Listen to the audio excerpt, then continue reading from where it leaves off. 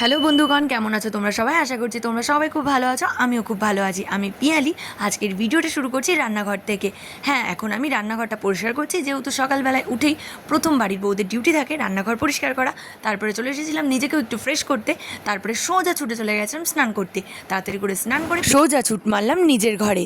ঘরে গিয়েই প্রথমে গামছাটাকে মেলে দিলাম। বাঙালির ট্র্যাডিশন বস, গামছা মেলা। যাই হোক, আজকে ছিল বৃহস্পতিবার, এর জন্য মা লক্ষ্মীকে সন্তুষ্ট করার জন্য প্রথমে একটু স্বস্তিক চিহ্ন এঁকে নিলাম। তারপরে মা লক্ষ্মীকে একটু সিঁদুর পরিয়ে দিলাম। যাই হোক, এটা সবাই জেনে থাকে। তারপরে প্রদীপের সলতেটা ভরে প্রদীপটাকে ধরিয়ে দিয়েছি। এবার আমি পুজোটাকে সেরে নেব। অন্য দিনের তুলনায় বৃহস্পতিবারের পুজোটা করতে একটু সময় লাগে, কারণ এই দিনটা হলো মা লক্ষ্মীর দিন, তাই না? যাই হোক, সুন্দর করে পুজোটা দেওয়ার চেষ্টা করলাম, মা লক্ষ্মীকে সন্তুষ্ট করার চেষ্টা করলাম। জানি না কতটা সন্তুষ্ট করতে পেরেছি মা লক্ষ্মীকে।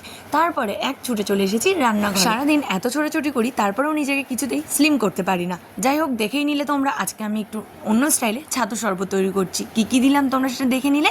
তোমরা চাইলে জলের বদলে দুধ ব্যবহার করতে পারো, কিন্তু বিভানের যেহেতু আজকে একটু অসুবিধা আছে, এর জন্য আমি দুধটা দিলাম না। আর এদিকে প্রথমে চালটাকে নিয়ে ভালো করে ধুয়ে রেখে দিয়েছি ভেজার জন্যে। আর এদিকে আম কেটে নিচ্ছি। এটা তো গরমকাল, প্রত্যেকটা বাঙালির ঘরে টক জাতীয় জিনিস হবেই। তেমন আমাদের বাড়িতেও আজকে হবে চাটনি, সাথে হলো টক ডাল। আর শুক্তো হবে না, তার বদলে হবে উচ্ছে ভাজা। যাই হোক, টুকটুক করে নিজের কাজে মন দিলাম, কাজটা সারতে হবে।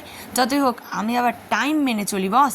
এত ভাবি তেল কম দেবো, কিন্তু তেল কিছুতেই কম করতে পারি না। দেখলেই তো, তেলের কৌটোটা ধরে পুরোই উল্টে দিলাম। যাই হোক, জোকস অ্যাপার্ট, তেলের বোতলে তেল কম ছিল, এর জন্য পুরোটাই ঢেলে দিয়েছি। পরিমাণে অল্পই ছিল।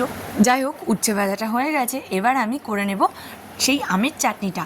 এর জন্য প্রথমেই আমি সর্ষে ফোড়ন দিয়ে দিয়েছি। তারপরে আমগুলোকে দিয়ে ভালো করে নাড়াচাড়া করে মনে সুখে তাকে একটুখানি ভেজে নিয়ে তারপরে দিয়ে দিয়েছিলাম পরিমাণ মতো একটু লবণ আর অনেকটা পরিমাণে চিনি।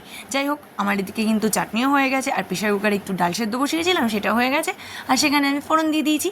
আর আজকে কিন্তু একটু অন্য কিছু হচ্ছে। আজকে একটু আলু সেদ্ধ করছি। প্রায় দিনই একটু মাঝে মধ্যে করি, যতই মাছ থাক মাংস থাক, এটা একটু করি, কারণ আমার ছেলেও আলু সেদ্ধ খেতে পছন্দ করে, আমিও পছন্দ করি।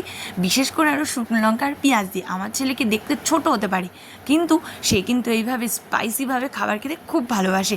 ঠিক একদম মায়ের মতো হয়েছে। দেখেই নিলে, বাড়ির লোককে শুধু উচ্ছে ভাজা আর আলু সেদ্ধ আর ডাল দিয়ে খাওয়াবো না, আরও একটা তরকারি করে নিয়েছি। কারণ আজকে পাড়ায় একটাও মাছালা আসেনি, আর আমাদের বাড়ি থেকে একটু বাজারটা দূরে, এর জন্য কেউই আজকে বাজারে যেতে পারিনি। এর জন্য মাছ টাছ কিছুই ছিল না ঘরে, তার জন্য আজকে একটু এরকম খাবারই করলাম। আর একে একে কিন্তু আমি পাঁপড়টাও ভেজে নিয়েছি, কারণ চাটনির সাথে তো পাঁপড়ই যায়, তাই না?